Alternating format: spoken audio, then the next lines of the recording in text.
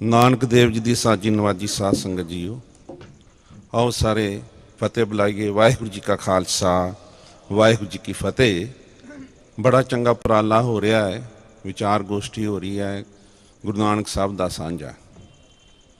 सो कुछ गल्लां जो सोहणियां जी कह के गए उस गल का भी मैं जवाब देवांगा। पखंडवाद के बारे भी मैं दसांगा। पहला वही गल कर लीए, ताजी ताजी गल कर लीए, फिर अगली गल फिर बाद च दसांगा। वो गल मैं अपने पिता जी की दसांगा, मैं अपने फादर की गल दसांगा।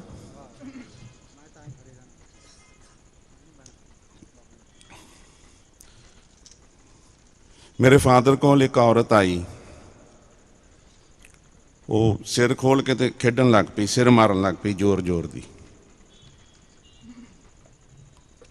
उन्होंने कहा बीबी बस हो गया जो होना सी, हुण बस कर।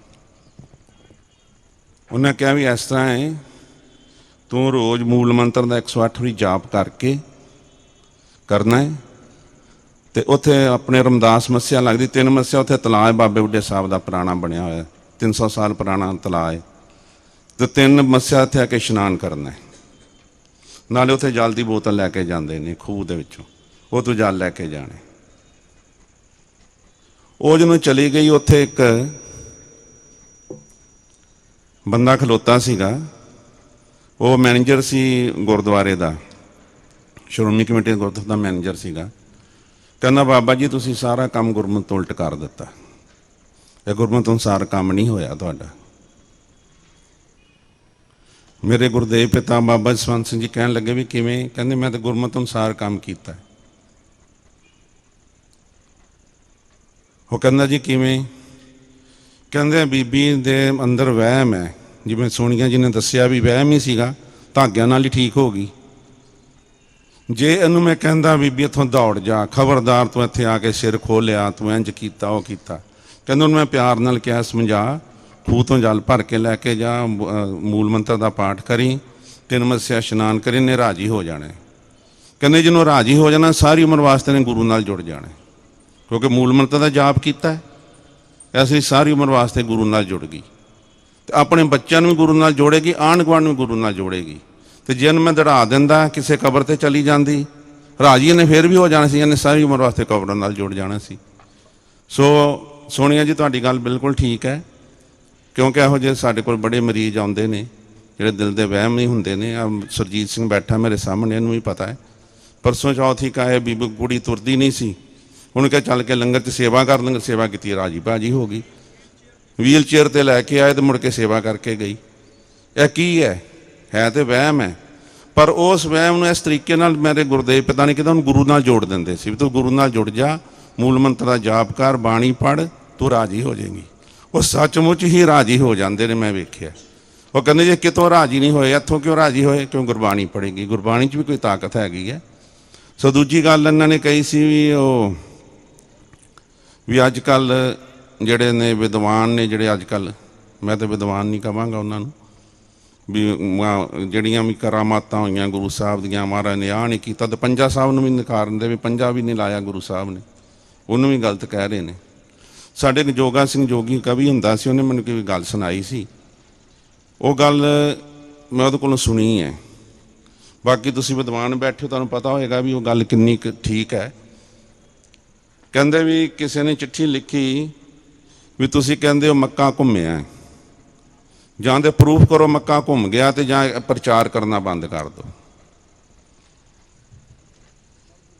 जिवें तुसीं हुण उदासी संतां बारे कहा सी, उदासी संत बड़े विद्वान ने, निर्मले उदासी जिन्हों बाबा बुढ़ा साहब ते गुरु नानक देव ने कृपा की आज तो 500 साल पहला। 1518 28 अक्टूबर नूं जिन्हों गुरु नानक देव जी अपने रमदास की जूह च आए, कीर्तन किया, जिन्हें बच्चे उत्थे माल डंगर चारदी सी सारे आके महाराज दे कोल बैठ गए। बैठन तो बाद जिन्हों कीर्तन की समाप्ति हुई, गुरु साहब ने पूछा सतगुरु नानक देव जी ने, भाई कित्थों आए हो, कित्थों दे रहन वाले? सारे एक दूजे के मूँह वाल वेखन लग पे। भाई बूढ़ा जी उठे, कहते महाराज असीं हिंदू मुसलमान इकट्ठे रहने हैं, साडा पिंड ते कत्थों नंगल है, पर औड़ लगन करके इत्थे आ गए हैं, क्योंकि रावी का दरिया है, चरान दी चंगी, इत्थे हिंदू मुसलमान इकट्ठे असीं ਇੱਥੇ ਪਸ਼ੂ ਡੰਗਰ ਚਾਰਦੇ ਆ। ਤੇ ਉਹ ਕਹਿੰਦੇ ਚੰਗਾ ਭਾਈ ਬੂੜਿਆ ਕੱਲ ਫੇਰ ਆਈ। ਅਗਲੇ ਦਿਨ ਉਹ ਦੁੱਧ ਲੈ ਕੇ ਆਏ ਮਹਾਰਾਜ ਵਾਸਤੇ। ਤੁਸੀਂ ਸਾਖੀ ਸਾਰਿਆਂ ਸੁਣੀ ਹੋਈ ਹੈ। ਮੈਂ ਦੱਸਣ ਲੱਗਾ ਵੀ ਗੁਰੂ ਨਾਨਕ ਮਹਾਰਾਜ ਨੇ ਜੇ ਕਿਰਪਾ ਕੀਤੀ, ਉਹਨਾਂ ਗੁਰੂ ਵੀ ਬਣਾਏ ਤੇ ਸਿੱਖ ਵੀ ਬਣਾਇਆ, ਜਿਹਦੇ ਤੇ ਕਿਰਪਾ ਕਰ ਦਿੱਤੀ, ਜਿਹਦਾ ਸੀਸ ਝੁਕ ਗਿਆ ਗੁਰੂ ਨਾਨਕ ਦੇ ਅੱਗੇ। ਅੱਜ ਵੀ ਬਾਬੇ ਬੁੱਢੇ ਸਾਹਿਬ ਨੂੰ ਅਸੀਂ ਯਾਦ ਕਰਦੇ ਹਾਂ।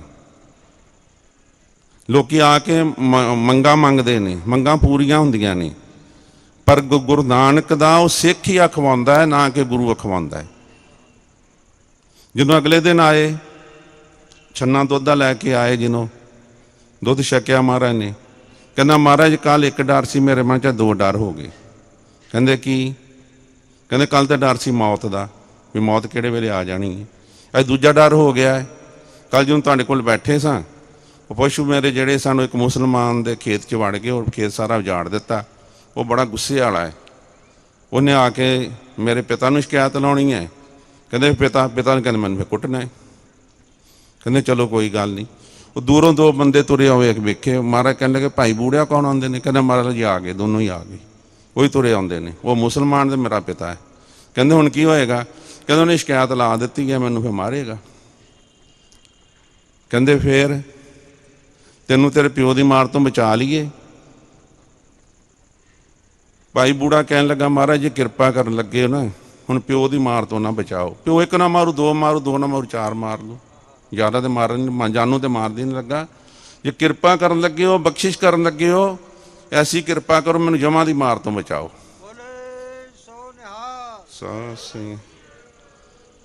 ਗੁਰੂ ਸਾਹਿਬ ਕਹਿਣ ਲੱਗੇ ਤੂੰ ਹੈ ਤੇ ਬਾਲਕ ਹੈ, ਪਰ ਗੱਲਾਂ ਤੇਰੀਆਂ ਬੁੱਢੀਆਂ ਨੇ, ਤੂੰ ਤੇ ਬਾਬਾ ਬੁੱਢਾ। ਉਸ ਦਿਨ ਤੋਂ ਉਹਦਾ ਨਾਮ ਪੈ ਗਿਆ ਬਾਬਾ ਬੁੱਢਾ ਸਾਹਿਬ। ਬੂੜੇ ਸੇ ਬੁੱਢਾ ਕੀਆ ਕਿੰਨੀ ਕਿਰਪਾ ਪਾਰ, ਵੇਖੋ ਕੋ ਨਰ ਮੂਰਤਾ ਜੋਤ ਆਪ ਨਿਰੰਕਾਰ। ਉਹਦੇ ਜੋਤ ਜਗਾ ਦਿੱਤੀ, ਨਾਮ ਤੇਰੇ ਕੀ ਜੋਤ ਲਗਾਏ, ਪਿਓ ਜੀ ਆਰੋ ਪਵਨ ਸਗਲਾਰੇ। ਐਸੀ ਜੋਤ ਜਗ ਪਈ ਜਿਹੜੀ ਅੱਜ ਵੀ ਜਗ ਰਹੀ ਹੈ, ਜਿਹੜੀ ਹਮੇਸ਼ਾ ਜਗਦੀ ਰਹਿਣੀ ਹੈ। ਉਹਨੇ ਚਿਰ 'ਚੋਂ ਦੋਨੋਂ ਜਾਣੇ ਆ ਗਏ। ਕਹਿੰਦੇ ਵੀ ਕਿਵੇਂ? ਕਹਿੰਦੇ ਜੀ ਦਾ ਖੇਤ ਉਜਾੜ ਦਿੱਤਾ, ਕੱਲ ਤੁਹਾਡੇ ਕੋਲ ਬੈਠਾ ਸੀ। ਕਹਿੰਦੇ ਆ ਕੇ ਖੇਤ ਵੇਖ ਕੇ, ਜਦੋਂ ਖੇਤ ਵੇਖਿਆ ਖੇਤ ਅੱਗੇ ਨਾਲ ਹਰਿਆ ਭਰਿਆ ਸੀ। ਉਹਨਾਂ ਵੀ ਆ ਕੇ ਫਿਰ ਮੱਥਾ ਟੇਕ ਦਿੱਤਾ ਗੁਰੂ ਸਾਹਿਬ ਨੂੰ। ਸੋ ਉਹਨਾਂ ਨੇ ਫਿਰ ਸਵਾਲ ਕੀਤਾ, ਉਹਨਾਂ ਨੇ ਸਵਾਲ ਕੀਤਾ ਸੀ ਵੀ ਮੈਂ ਮੱਕੇ ਦੀ ਗੱਲ ਕਰਦਾ ਪਿਆ। ਇੱਕ ਉਦਾਸੀ ਸੰਤ ਨੇ ਜਵਾਬ ਦਿੱਤਾ, ਕਹਿੰਦਾ ਵੀ ਤੁਸੀਂ, ਤੁਹਾਡੇ ਇੱਕ ਇਤਿਹਾਸ ਵਿੱਚ ਆਉਂਦਾ ਹੈ ਵੀ ਮੱਕਾ ਚੱਲ ਕੇ ਕੋਈ ਬੀਬੀ ਰਾਬੀਆ ਸੀ, ਬੀਬੀ ਰਾਬੀਆ ਕੋਲ ਮੱਕਾ ਚੱਲ ਕੇ ਆਇਆ। ਗੱਲ ਸੱਚ ਹੈ ਕਿ ਝੂਠ ਹੈ? ਮੁਸਲਮਾਨ ਕਹਿੰਦੇ ਗੱਲ ਬਿਲਕੁਲ ਸੱਚੀ ਹੈ। ਕਹਿੰਦੇ ਗੁਰੂ ਨਾਨਕ ਦਾ ਗੁਰੂ ਨਾਨਕ ਮੱਕਾ ਵੀ ਫੇਰਿਆ ਸੀਗਾ, ਇਹ ਵੀ ਗੱਲ ਸੱਚੀ ਹੈ। ਅਸੀਂ ਉੱਥੇ ਵੇਖ ਕੇ ਆਏ, ਮੰਦਿਰ ਵੇਖ ਕੇ ਆਏ ਹਾਂ ਹਜ਼ੂਰ ਸਾਹਿਬ ਦੇ ਲਾਗੇ। ਜੂੰ ਜੂੰ ਨਾਮਾ ਹਰ ਗੁਣ ਉਚਰੇ ਭਗਤ ਜਨਾਂ ਕਾ ਦਿਓਰਾ ਫਿਰੇ। ਉਹ ਸੱਚਮੁੱਚ ਫਿਰਿਆ, ਵੇਖ ਕੇ ਆਏ। ਕੀ ਨਹੀਂ ਹੁੰਦੀਆਂ ਗੱਲਾਂ ਅੱਜ ਕੱਲ੍ਹ ਦੇ? ਕਹਿੰਦੇ ਜੀ ਆ ਤੇ ਗੱਪਾਂ ਨੇ, ਗਪੌੜ ਮਾਰਦੇ ਨੇ, ਆਹ ਕਰਦੇ ਨੇ, ਉਹ ਕਰਦੇ ਨੇ। ਵੈ ਪਹਿਲਾਂ ਗਪੌੜਾਂ ਹੀ ਰਹੀਆਂ ਤੇ ਅੱਜ ਕਿਵੇਂ ਗੱਲਾਂ, ਜਿਹੜੀਆਂ ਪਹਿਲੀਆਂ ਗੱਲਾਂ ਅੱਜ ਗਪੌੜਾਂ ਕਿਵੇਂ ਬਣ ਗਈਆਂ? ਉਹਨਾਂ ਨੇ ਆਪਣਾ ਅੰਤੇਕਰਨ ਨਹੀਂ ਵੇਖਿਆ। ਬੈਠ ਕੇ ਸਿਮਰਨ ਕਰੋ, ਨਾਮ ਜਪੋ, ਇਹੋ ਜਿਹੀਆਂ ਗੱਲਾਂ ਤੁਹਾਡੇ 'ਚ ਆਉਣੀਆਂ ਸ਼ੁਰੂ ਹੋ ਜਾਣਗੀਆਂ। ਕਿਉਂਕਿ ਮੇਰੇ ਪਿਤਾ ਜੀ ਇਹੋ ਜਿਹੀਆਂ ਗੱਲਾਂ ਹੈਗੀਆਂ ਸੀ, ਮੈਂ ਵੇਖਦਾ ਹੁੰਦਾ ਸਾਂ। ਸਿੱਧੀ ਵਾਕ ਸੀ ਉਹਨਾਂ 'ਚ, ਜੋ ਮੂੰਹ ਕਹਿੰਦੇ 'ਚ ਪੂਰਾ ਹੋ ਜਾਂਦਾ ਸੀ। ਜੇ ਇੱਕ ਗੁਰੂ ਨਾਨਕ ਦਾ ਸਿੱਖ, ਬਾਬੇ ਬੁੱਢੇ ਸਾਹਿਬ ਦਾ ਗਾਂ ਉਹਨਾਂ ਦੇ ਘਰ ਦਾ ਝਾੜੂ ਬਰਦਾਰ, ਜੇ ਉਹਦੇ 'ਚ ਇਹ ਚੀਜ਼ਾਂ ਆ ਸਕਦੀਆਂ ਤਾਂ ਸਾਡੇ ਗੁਰੂ 'ਚ ਚੀਜ਼ਾਂ ਨਾ ਹੋਣਗੀਆਂ। ਸਾਡਾ ਗੁਰੂ ਤੇ ਆਪ ਨਾਰਾਇਣ ਕਲਾਧਾਰ ਜਗ ਮੈਂ ਪਰਵਰੇ, ਉਹ ਤੇ ਨਾਰਾਇਣ ਹੀ ਧਰਤੀ ਤੇ ਆਇਆ ਸੀ। ਇੱਕ ਵਾਰੀ ਮੈਂ ਉਦਾਸੀ ਸੰਤਾਂ ਨੂੰ ਇੱਕ ਵਾਰੀ ਮਿਲਿਆ। ਉਹਨਾਂ ਨੇ ਕਿਹਾ ਵੀ ਮਹਿਤਾ ਕਾਲੂ ਦੇ ਘਰ 3 ਦੇਵਤੇ ਆਏ ਨੇ। ਵਿਸ਼ਨੂੰ ਰੂਪ 'ਚ ਗੁਰੂ ਨਾਨਕ ਦੇਵ ਜੀ ਆਏ ਨੇ, ਸ਼ਿਵ ਰੂਪ 'ਚ ਬਾਬਾ ਲక్ష్ਮੀ ਦਾਸ ਜੀ, ਬਾਬਾ ਸ਼੍ਰੀ ਚੰਦ ਜੀ ਆਏ ਨੇ, ਤੇ ਬ੍ਰਹਮਾ ਦੇ ਰੂਪ 'ਚ ਬਾਬਾ ਲక్ష్ਮੀ ਚੰਦ ਜੀ ਆਏ ਨੇ। ਤੇ ਉਹਨੇ ਸਾਡਾ ਬੜਾ ਆਦਰ ਮਾਣ ਕੀਤਾ ਤੇ ਅਸੀਂ ਦੂਰ ਕਰ ਦਿੱਤੇ ਨੇ ਉਦਾਸੀ ਸੰਤ। ਐਸੀ ਗੱਲ ਨਹੀਂ ਹੈਗੀ। ਹੁਣ ਗਏ ਹਾਂ, ਸੰਤ ਤੇਜਾ ਸਿੰਘ ਬੈਠੇ ਨੇ ਉੱਥੇ, ਕਈ ਉਦਾਸੀ ਸੰਤਾਂ ਦੇ ਐਡੇ ਵੱਡੇ ਵੱਡੇ ਡੇਰੇ ਨੇ, ਪ੍ਰਚਾਰ ਉਹ ਦੂਜਾ ਹੀ ਕਰਦੇ ਪਏ ਨੇ। ਪਰ ਜਦ ਕਿ ਪ੍ਰਚਾਰ, ਜਦੋਂ ਬਾਬੇ ਬੁੱਢੇ ਸਾਹਿਬ ਨੇ ਜਦੋਂ ਉਹਨਾਂ ਨੇ ਕਿਹਾ ਮੇਰੀ ਕੁਲ 'ਚ ਗੁਰੂ ਸਦਾਵੇ, ਤੇਰੀ ਕੁਲ 'ਚ ਟਿੱਕਾ ਲਾਵੇ, ਜਦੋਂ ਬਾਬੇ ਬੁੱਢੇ ਸਾਹਿਬ ਨੇ ਗੁਰੂ ਅੰਗਦ ਦੇਵ ਜੀ ਨੂੰ ਗੁਰਦਾਈ ਦਾ ਤਿਲਕ ਲਾਇਆ ਸੀ, ਉਦੋਂ ਗੁਰੂ ਨਾਨਕ ਜੀ ਨੇ ਹੁਕਮ ਦਿੱਤਾ ਸੀ ਬਾਬੇ ਬੁੱਢੇ ਸਾਹਿਬ ਨੂੰ, ਬਾਬਾ ਸ੍ਰੀ ਚੰਦ ਨੂੰ ਉਦਾਸੀ ਦਾ ਚੋਲਾ ਪਹਿਨੋ। ਇਹ ਵੀ ਗੁਰੂ ਨਾਨਕ ਦੇ ਘਰ ਦਾ ਪ੍ਰਚਾਰ ਕਰੇਗਾ। ਸੋ ਭਾਈ ਉਦਾਸੀਆਂ ਦਾ, ਸਾਡਾ ਨਿਰਮਲਿਆਂ ਦਾ, ਜਿਵੇਂ ਸੰਤਾਂ ਨੇ ਦੱਸਿਆ, 200 ਪਤਾ ਨਹੀਂ 71 ਸਾਲ ਦੱਸੇ ਨੇ। ਕਿੰਨੇ ਸਿੱਖੀ ਸਨ ਜੀ? 217 ਸਾਲ।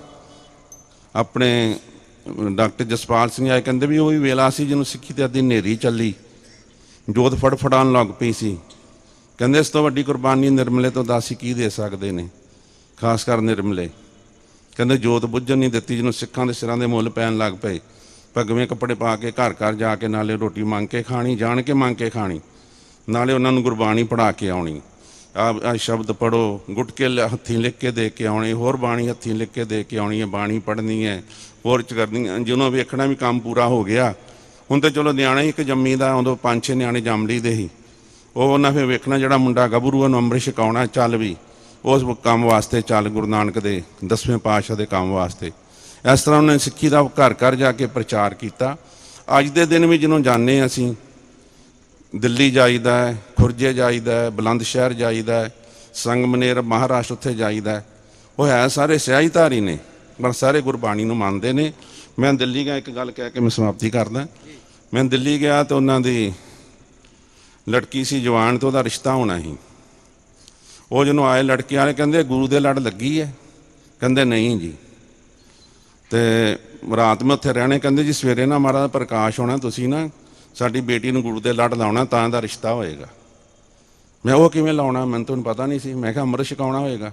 ਮੈਂ ਉਹਦੇ 5 ਪਿਆਰੇ ਆਉਣ। ਕਹਿੰਦੇ ਨਹੀਂ ਜੀ ਸਾਡਾ ਉਹ, ਕਹਿੰਦੇ ਕੱਲ੍ਹ ਮਹਾਰਾਜ ਦਾ ਸਰੂਪ ਆਏਗਾ, ਪ੍ਰਕਾਸ਼ ਹੋਏਗਾ, ਆਨੰਦ ਸਾਹਿਬ ਦੇ ਪਾਠ ਕੀਤੇ ਜਾਣਗੇ, ਤੁਸੀਂ ਲੜਕੀ ਨੇ ਸਾਹਮਣੇ ਬੈਠ ਜਾਏਗੀ, ਤੁਸੀਂ 5 ਪੌੜੀਆਂ ਦਾ ਪਾਠ ਮਹਾਰਾਜ ਦੇ ਵਿੱਚੋਂ ਉਹਨੂੰ ਸੁਣਾ ਦੇਣਾ ਤੇ ਗੁਰੂ ਦੇ ਲੜ ਲੱਗ ਜਾਏਗੀ। ਉਹ ਰਿਸ਼ਤਾ ਤਾਂ ਕਰਦੇ ਨੇ ਅੱਜ ਦੇ ਦਿਨ ਵੀ, ਹਾਲੇ ਉਹ ਕੇਸ ਨਹੀਂ ਰੱਖਦੇ ਸਿਆਹੀਧਾਰੀ ਨੇ, ਤਾਂ ਰੱਖ ਕਰਦੇ ਨੇ ਵੀ ਜੇ ਉਹਨੂੰ ਉਹ ਗੁਰੂ ਦੇ ਲੜ ਲੱਗੇ ਹੋਣਗੇ। ਪਹਿਲਾਂ ਹਰ ਉਹ ਬੱਚੇ ਨੂੰ ਇੱਕ ਨੂੰ ਸਿੱਖ ਬਣਾਉਂਦੇ ਸੀ। ਅੱਜ ਵੀ ਹੈ ਪ੍ਰਥਾ। ਮੈਂ 1-2 ਥਾਂ 'ਤੇ ਗਿਆ ਹਾਂ, ਉਹਨਾਂ ਦੇ ਘਰ ਕੋਈ ਬੇਟਾ ਹੋਇਆ ਤੇ ਮੈਂ ਕਿਹਾ ਇਹਦੇ ਕੇਸ, ਕਹਿੰਦੇ ਜੀ ਚੁੱਪ ਕਰ ਗਏ ਦੋਨੋਂ ਜਾਣੇ। ਮੈਂ ਕਿਹਾ ਇੰਝ ਕਰੋ, ਬੱਚੇ ਤੇ ਛੱਡ ਦਿਓ। ਉਹ ਬੱਚਾ ਵਾਵਾ ਜਵਾਨ ਹੋ ਗਿਆ, 12-13 ਸਾਲਾਂ ਦਾ, ਕੇਸ ਨਹੀਂ ਕਢਾਉਂਦਾ, ਸਿੱਖੀ ਸਰੂਪ 'ਚ ਆ ਗਿਆ। ਉਹਨਾਂ ਦੇ ਗਾਂ ਇੱਕ ਬੱਚਾ, ਉਹ ਵੀ ਸਿੱਖੀ ਸਰੂਪ ਦੇ ਵਿੱਚ ਹੈ। ਉਹ ਇਸ ਤਰ੍ਹਾਂ ਉਹ ਕੇਸ ਨਹੀਂ ਸੀ ਕਟਾਉਂਦੇ ਹੁੰਦੇ। ਉਹ ਕਹਿੰਦੇ ਵੀ ਜਿਹੜਾ ਅਸੀਂ ਸਿੱਖ ਬਣਾਤਾ, ਉਹ ਇੱਕ ਵਾਲ ਵੀ ਜੇ ਦਾੜੀ ਦਾ ਲਾਏਗਾ, ਸਾਰੀ ਬਰਾਦਰੀ ਉਹਨਾਂ ਨਾਰਾਜ਼ ਹੋ ਜਾਏਗੀ। ਅੱਜ ਵੀ ਉਹਨਾਂ 'ਚ ਇਹ ਚੀਜ਼ ਹੈਗੀ ਹੈ, ਅੱਜ ਵੀ ਉਹਨਾਂ 'ਚ ਹੈਗੀ ਹੈ, ਪਰ ਅਸੀਂ ਉਹਨਾਂ ਨੂੰ ਦੂਰ ਕਰੀ ਜਾ ਰਹੇ ਹਾਂ। ਮੈਂ ਵੇਖਿਆ ਕਈ ਥਾਵਾਂ 'ਤੇ ਗਏ ਹਾਂ, ਉਹ ਨਵੀਆਂ ਨੂੰਹਾਂ ਆ ਗਈਆਂ ਘਰ। ਮੈਂ ਬਰੇਲੀ ਗਿਆ ਹਾਂ, ਉਹਨਾਂ ਨੇ ਦੂਜੇ ਪਾਸੇ ਕੰਮ ਸ਼ੁਰੂ ਕਰ ਦਿੱਤਾ। ਕਿਉਂ? ਅਸੀਂ ਉਹਨਾਂ ਨੂੰ ਦੂਰ ਕਰ ਦਿੱਤਾ। ਜੇ ਅੱਜ ਵੀ ਸਿੱਖੀ ਸਾਂਭੀ ਹੋਈ ਹੈ ਨਾ, ਜਿਨ੍ਹਾਂ ਨੂੰ ਅਸੀਂ ਬਾਬੇ ਕਹਿ ਦਿੰਦੇ ਹਾਂ, ਸਾਧ ਕਹਿ ਦਿੰਦੇ, ਉਹ ਕਹਿ ਅੱਜ ਵੀ ਸਿੱਖੀ ਨੇ ਸਾਂਭ ਕੇ ਰੱਖੀ ਹੋਈ ਹੈ। ਅੱਜ ਵੀ ਘਰ ਘਰ ਜੇ ਗੁਰਬਾਣੀ ਦਾ ਜਾਪ ਹੁੰਦਾ, ਇਹ ਕਰਾਉਂਦੇ, ਕਿਸੇ ਤਰੀਕੇ ਕਰਾਉਂਦੇ ਨੇ। ਵੇਖੋ ਹਰ ਇੱਕ ਦਾ ਢੰਗ ਹੈ। ਗੁਰੂ ਸਾਹਿਬ ਨੇ ਸਾਨੂੰ ਕਿਹਾ ਹੈ, ਕਿਸੇ ਨੇ ਕਥਾ ਕਰਕੇ ਗੁਰੂ ਨਾਲ ਜੋੜਨਾ ਹੈ, ਕਿਸੇ ਨੇ ਕੀਰਤਨ, ਜਿਵੇਂ ਆਪਣੇ ਸੰਤ ਮੀਰ ਸਿੰਘ ਹੋਰਾਂ ਨੇ ਕੀਰਤਨ ਕਰਾ ਕੇ ਸੰਗਤ ਨੂੰ ਗੁਰੂ ਨਾਲ ਜੋੜਿਆ। ਜੇ ਕੀਰਤਨ ਵਾਲੇ ਕਥਾ ਕਰਕੇ, ਕੋਈ ਕਥਾ ਕਰਕੇ ਗੁਰੂ ਨਾਲ ਜੋੜਦਾ ਹੈ, ਕੋਈ ਦਵਾਈ ਬੂਟੀ ਦੇ ਕੇ ਗੁਰੂ ਨਾਲ ਜੋੜਦਾ, ਕੋਈ ਕਿਸੇ ਨਾਲ ਗੁਰੂ ਨਾਲ ਜੋੜਦਾ ਹੈ। ਗੱਲ ਸਾਰਿਆਂ ਦਾ ਇੱਕੋ ਸਾਂਝਾ, ਗੁਰੂ ਨਾਲ ਜੋੜਨਾ। ਸਾਡੇ ਇੱਕ ਸੰਤ ਪਾਲ ਸਿੰਘ ਹੈਗੇ, ਕਹਿੰਦੇ ਮੈਂ ਇੱਕ ਵਾਰੀ ਗਿਆ ਇੱਕ ਦਾਸੀ ਸੰਤਾਂ ਦੇ, ਉੱਥੇ ਇੱਕ ਸਾਧੂ ਬੈਠਾ ਹੋਇਆ, ਐਨ ਸਿਰ ਮੂੰਹ ਮੁੰਨਿਆ ਹੋਇਆ, ਬਿਲਕੁਲ ਘੋਟਿਆ ਹੋਇਆ, ਜਿਵੇਂ ਚੰਮ ਦਾ ਬਟੂਆ ਦਾ ਇਹੋ ਜਿਹਾ ਮੂੰਹ ਬਣਾਇਆ ਹੋਇਆ। ਕਹਿੰਦੇ ਮੈਂ ਮਨ 'ਚ ਕਿਹਾ ਕਿ ਇਹ ਬੈਠਾ ਹੋਇਆ ਇੱਥੇ ਸਿਰ ਮੂੰਹ ਮੁੰਨ ਕੇ, ਚਲੋ ਸਿਰ 'ਤੇ ਕੱਪੜਾ ਉਹਨੇ ਲਿਆ ਹੋਇਆ ਹੈ। ਕਹਿੰਦਾ ਮੈਂ ਗੱਲ ਕਰਦਾ। ਕਹਿੰਦਾ ਜਦੋਂ ਮਹਾਰਾਜ ਨੂੰ ਮੱਥਾ ਟੇਕ ਮੈਂ ਪਰਿਕਰਮਾ ਕੀਤੀਆਂ, ਉਹ ਕਹਿੰਦਾ ਉਹ ਨਿਹੰਗ ਸਿਆਂ, ਕਿਉਂਕਿ ਉਹਨਾਂ ਦੀਆਂ ਗਲਾਂ ਬਣਾ। ਕਹਿੰਦਾ ਸੋਹਣੀ ਡੁੱਬ ਕੇ ਮਰ ਗਈ, ਸੱਸੀ ਪਿਆਸੀ ਮਰ ਗਈ, ਕੰਮ ਦੋਨਾਂ ਦਾ ਇੱਕੋ ਯਾਰ ਨੂੰ ਮਿਲਣਾ ਸੀਗਾ। ਕਹਿੰਦਾ ਤੂੰ ਇੰਝ ਯਾਰ ਨੂੰ ਮਿਲਣਾ, ਰੱਬ ਨੂੰ ਮਨਾਉਣਾ। ਮੈਸਤਰੀ ਕਿਹਾ ਗੱਲ ਤੇ ਤੇਰਾ ਮੇਰੇ ਕੋਈ ਗੱਲ ਤੇ ਯਾਰ ਨੂੰ ਮਨਾਉਣਾ। ਇੱਕ ਨੇ ਪਿਆਸੀ ਮਰ ਕੇ ਮਨਾਉਣਾ, ਇੱਕ ਨੇ ਡੁੱਬ ਕੇ ਮਨਾਉਣਾ, ਗੱਲ ਤੇ ਯਾਰ ਨੂੰ ਮਨਾਉਣਾ। ਸੋ ਸਾਡਾ ਵੀ ਸਾਧੂਆਂ ਦਾ ਕੰਮ ਹੈ, ਅਸੀਂ ਤੇ ਗੁਰੂ ਨਾਲ ਜੋੜਨਾ ਹੈ। ਭਾਵੇਂ ਵਹਿਮ ਵਿੱਚੋਂ ਕੱਢ ਕੇ ਗੁਰੂ ਨਾਲ ਜੋੜੀਏ, ਭਾਵੇਂ ਜਲ ਦੇ ਕੇ ਗੁਰੂ ਨਾਲ ਜੋੜੀਏ, ਭਾਵੇਂ ਜਿਵੇਂ ਮਰਜ਼ੀ ਜੋੜੀਏ, ਸਾਡਾ ਕੰਮ ਹੈ ਗੁਰੂ ਨਾਲ ਜੋੜਨਾ। ਸੋ ਸਾਡਾ ਇਸ ਲਈ ਅੱਜ ਵੀ ਜੇ ਸਿੱਖੀ ਬਚਾਈ ਹੋਈ ਹੈ ਤਾਂ ਨਵਾਬਿਆਂ ਹੀ ਬਚਾਈ ਹੋਈ, ਤੇ ਗਾਂ ਵੀ ਇਹਨਾਂ ਬਚਾ ਕੇ ਰੱਖਣੀ, ਕਿਉਂਕਿ 10ਵੇਂ ਪਾਤਸ਼ਾਹ ਨੇ ਕਿਰਪਾ ਹੀ ਸਾਡੇ 'ਤੇ ਕੀਤੀ ਸੀ। ਸੋ ਮੈਂ ਅੱਜ ਫਿਰ ਵਧਾਈ ਦਾ ਸੰਤ ਮੀਰ ਸਿੰਘ ਹੋਰਾਂ ਨੂੰ। ਮੈਂ ਤਾਂ ਪਹਿਲੀ ਵਾਰੀ ਆਇਆ, ਮੈਨੂੰ ਢਿੱਲੋਂ ਸਾਹਿਬ ਲੈ ਕੇ ਆਏ ਨੇ, ਸੋ ਮੈਨੂੰ ਬੜੀ ਖੁਸ਼ੀ ਹੋਈ ਆ ਕੇ ਇੱਥੇ ਆਉਣ ਦੀ, ਤੇ ਇੱਕ ਦੂਜੇ ਨੇ ਲੈ ਕੇ ਤੇ ਮੈਨੂੰ ਬੜੀ ਖੁਸ਼ੀ ਹੋਈ ਹੈ ਜੀ। ਬਹੁਤ ਬਹੁਤ ਧੰਨਵਾਦ ਸੰਤ ਮੀਰ ਸਿੰਘ ਹੋਰਾਂ ਦਾ, ਜਿਨ੍ਹਾਂ ਨੇ ਸਾਨੂੰ ਯਾਦ ਕੀਤਾ, ਤੇ ਮੈਂ ਬਾਕੀ ਵੀ ਸਾਰਿਆਂ ਦਾ ਬਹੁਤ ਬਹੁਤ ਧੰਨਵਾਦ ਕਰਦਾ। ਵਾਹਿਗੁਰੂ ਜੀ ਕਾ ਖਾਲਸਾ, ਵਾਹਿਗੁਰੂ ਜੀ ਕੀ ਫਤਿਹ।